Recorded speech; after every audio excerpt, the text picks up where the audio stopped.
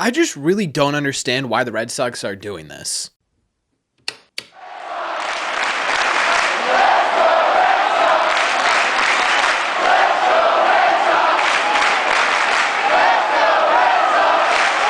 What is going on, everybody? Welcome back to Red Seat Radio. My name is Corbin, and thank you very much for clicking on this video. As we're all aware, the Red Sox offense isn't exactly in a good place right now. Now, I am recording this video before Friday's game, so I could be saying this and looking like an absolute idiot right now. My guess is probably not, right? We also know that the Red Sox don't really have the time, the energy, or the space to be not putting their best foot forward every single night, which is why one thing that they're doing right now, or I should say one thing that they're not doing right now, is incredibly confusing to me, and that is the fact that they are holding Ali Sanchez on this roster still. Now, I have a pretty good feeling that there are at least some of you guys who are watching this right now who didn't even know Ali Sanchez was still on the Boston Red Sox. I have a feeling that there are some of you guys out there right now who don't even know that Ali Sanchez is on the Boston Red Sox, and that's because since being brought back up as a backup to the backup catcher, Ali Sanchez has seen exactly 3 games in his last 20 days. In those 3 games, he's played a grand total of 3 1/3 innings.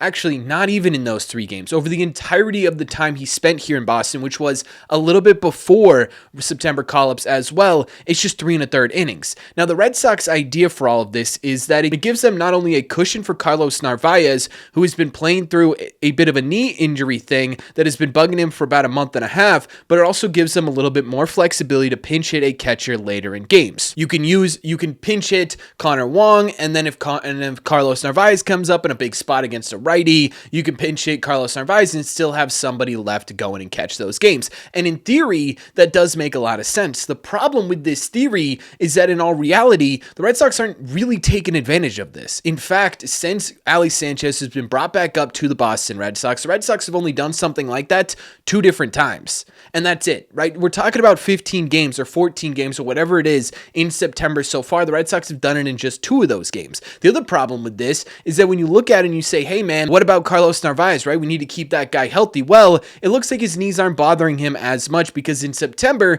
he's played in 14 of the Red Sox 15 games. He started 10 of them, but has appeared in 14 of them. And in that time span, he is currently hitting .256 with a .310 on base percentage and a .513 slug for an .822 OPS, which by the way is a .125 OPS plus, 25% above league average production. So I ask again, with the Red Sox offense that is struggling so badly, what is the actual benefit of keeping Ali Sanchez on the bench? And probably a better question to ask is, are there replacements that could be more interesting for the Red Sox going forward? My answer to that is yes, but before we break that down, a quick word from today's sponsor. The weather is getting colder, the leaves are starting to change here, and for baseball fans, that means stressful games are coming, right? But for sports fans in general, it's a fantastic time of year. The football season is back, and the next great touchdown is coming. Now you can bet on it. That's why for the entire month of September, we are partnering with the DraftKings Sportsbook. Right now on DraftKings, new users bet $5 and get $200 in bonus bets on top of getting $200 off YouTube and YouTube TV's Sunday NFL ticket. That is one heck of an offer, and to take advantage of this offer, go head over to DraftKings.com/RedSeat or use code REDSEAT to sign up today. With their user-friendly app, you can take your Sundays to the next level. Thank you very much to DraftKings for sponsoring this episode. Please don't forget to gamble responsibly. DraftKings, the crown is yours. Let's get back to the video.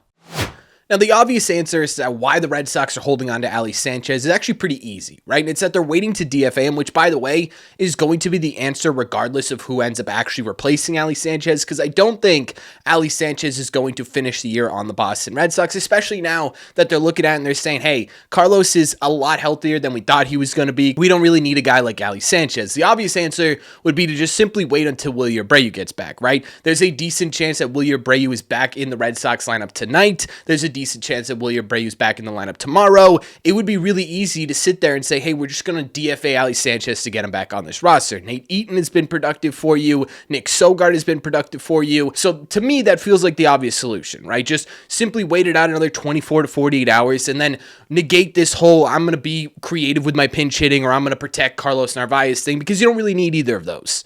However, there is still a reality in which the Red Sox continue to have this mentality. And then all of a sudden, Wilyer Abreu's taken over for Hamilton, Sogard, or Eaton. If that's the case, then what can the Red Sox do to give themselves more production in that spot? Well, there are a couple of options right now in AAA. The first one isn't exactly the most sexy option, and that's bringing back the return of Abraham Toro. Now, Toro was a spark plug for the Red Sox at one point this season. Tristan Casas went down. You went, oh my God, where are you going to get production from? Abraham Toro helped keep this team afloat. He's not exactly lighting the world on fire in AAA right now, hitting just .231 with a .307 on base percentage and a .487 slug for a 103 WRC plus since being outrighted back down to AAA. But who knows? Maybe the whole pulling a guy up to cling to a postseason spot is rejuvenating or something. Plus, I mean, anything you get from this guy will be a little bit better than what the Red Sox are getting from Ali Sanchez right now, which is quite literally, absolutely nothing outside of being able to pinch hit Connor Wong in late inning situations here. Outside of that, you're not getting anything from him, right? So can Abraham Toro come up here and be a guy who comes in the 6th or 7th inning and does pinch hit when a tough righty's on the mound for Romy Gonzalez, or pinch hits for a tough righty on the mound for Rob Refsnyder or Nate Eaton or Sogard or whoever, right? Maybe Cedar Rafaela like we saw with Nick Sogard. And if he could put the ball in play 2 out of 10 times, you're probably looking at a little bit of a better offensive production. So I sit there and I say, well, it's not exactly sexy, wouldn't exactly light the world on fire, but the Red Sox don't need the world to be lit on fire. They just need to keep their hopes alive. And maybe Abraham Toro being able to get in there for, 1 or 2 ABs a week could be potentially somebody who does that. Then we get to the fun options, because there is someone down there who feels like it's smacking them in the face is the answer to how the Red Sox are going to be able to reignite this offense again, and that's Kristian Campbell. Kristian Campbell appears to have found himself a little bit in AAA, especially recently, but overall, he is hitting .274 with a .384 on base percentage and a .418 slug for a 119 WRC plus. If you could get that level of production at the major league level for the last 9 games of the season, that's a legitimate answer to this Red Sox problem, right? Something we've been preaching on this channel for about a month now. You guys need to figure out a way to call Kristian Campbell back up here, but it doesn't sound like the Red Sox are too keen on re-exposing Kristian Campbell to major league pitching this season. In fact, our friend Katie Morrison O'Day of Mass Live, who covers the Worcester Red Sox, actually talked to Woo Sox manager Chad Tracy about this, and this is what he had to say. Quote, he's improved. Obviously, from the Campbell in June of 2025, I do still think he's searching for stuff and he's going through stuff, but when he arrived in June, it was rough. For about a month, still carryover from what he was experiencing in the big leagues. He was hardly able to square a ball up, and then we had a series in St. Paul where it got really, really good. Opposite field homer, pull side homer, doubles, and you got a glimpse there of the old KC. And since then, he's been up and down, but never to the point of what it looked like in June. That's a good sign to me. Right, if he's figuring stuff out, get him back up here. He also added in, I've had a number of conversations with him, Kristian Campbell, not necessarily specifically about like, hey, here's why you're not going back up, but a number of conversations that are just check-ins to make sure he knows exactly what he's here to accomplish and occur at bats. If there's a role in the big leagues that requires you sitting on your behind and not getting ABs, that's not even close to what we need you to be doing right now. Like I said, it's pretty clear they want him to be getting everyday ABs and continue to work on specifics down there before coming back to Major League Baseball. And we're going to talk about that in just a second, but I do want to get to 2 other really interesting potential options the Red Sox could do with this roster spot. Because Justinson Garcia, the password is still available for the Red Sox. He looked actually pretty good in his small sample size up at the major league level. The problem is he just didn't get big enough sample size, right? It took him a few ABs to adjust to major league pitching. And then once he did finally look like he had adjusted to major league pitching, they sent him back down to AAA. Now, the problem is he hasn't exactly been lighting the world on fire since coming back down to AAA. He's hitting just 118 with a 167 on base percentage and a 176 slug. Started to find it over his last week, but not exactly, okay, that's the numbers the Red Sox need right now. But still, the talent is there, and who knows, maybe they somehow accidentally catch lightning in a bottle by bringing him up here. That dude isn't going to stay very cold for a super long period of time. That's a legitimate solution here. The Red Sox need a bit of power. Just Stinson has the ability to hit the ball out of the yard. Maybe you just sit there and hope and pray that, hey, if we get him into a game once every 2 or 3 days here, he's going to be able to put up some offense into this team, and we can get this offense back on track a little bit. The really interesting one would be the idea of calling up Mikey Romero, but this would be unbelievably entertaining, right? Another top-ish prospect debut in the 2025 season. He's not exactly, again, crushing in AAA right now, but you do know he has a lot of left-handed power potential. He's really tapped into that this season. And you're sitting there and you're saying, okay, if the Red Sox aren't hitting home runs right now, they're not hitting doubles right now, they're just sort of sitting there and praying they can get a sac fly with runners on base. Maybe you bring up a guy who's struggling a little bit, but, has that potential to go yard on you, or at the bare minimum has the potential to hit a gap once in a while, right? That would be a little bit better than what the Red Sox are doing right now. And again, it would still be more productive than what Ali Sanchez is giving you at the major league level here. So even if you want to go all the way down here, all the way to the bottom of the totem pole a little bit, right? There are still guys that could impact this roster. Now, outside of all of these guys, it gets a little bit thin pretty quickly.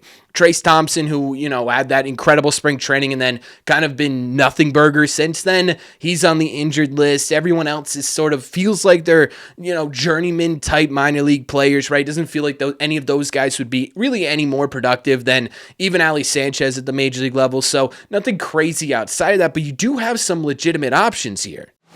I guess what I'm trying to say here is I just don't get it, right? I don't get why Ali Sanchez is on this big league club and some of these guys are just sitting in AAA. Unless the answer is we're just simply waiting for Wilyer Abreu to come back, which again, could have already happened by the time this video comes out. That's just simply how these things work. Then okay, right? But he's been pushed back 100 times now. In between when he comes back, there could have still been more production for this Red Sox team. And I think the answer, and this is where I said, hold on a second, should be Kristian Campbell. I get you're trying to work on things with him. I get you want to make sure he's 100% because you signed this guy for a long time and you still believe in the talent. You want to polish him up a little bit more than he was before he made his major league debut. But like we talked about with Bregman yesterday, if any of you clicked on that video, that one didn't do super well. But now's not the time to be sitting there saying, hey man, we like the approach. We want to work on things, right? It's right now we need results. And I don't care if Kristian Campbell hits the ball 20 miles an hour or 120 miles an hour. If it's finding grass and he's finding a way to get on base, that's the guy I want up here.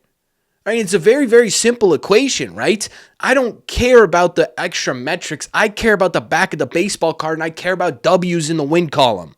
And if Kristian Campbell can help you get there, that's a guy you got to take advantage of. There's no roster manipulation. There's no arbitration manipulation going on with Kristian Campbell. He's signed. Right? He's secured.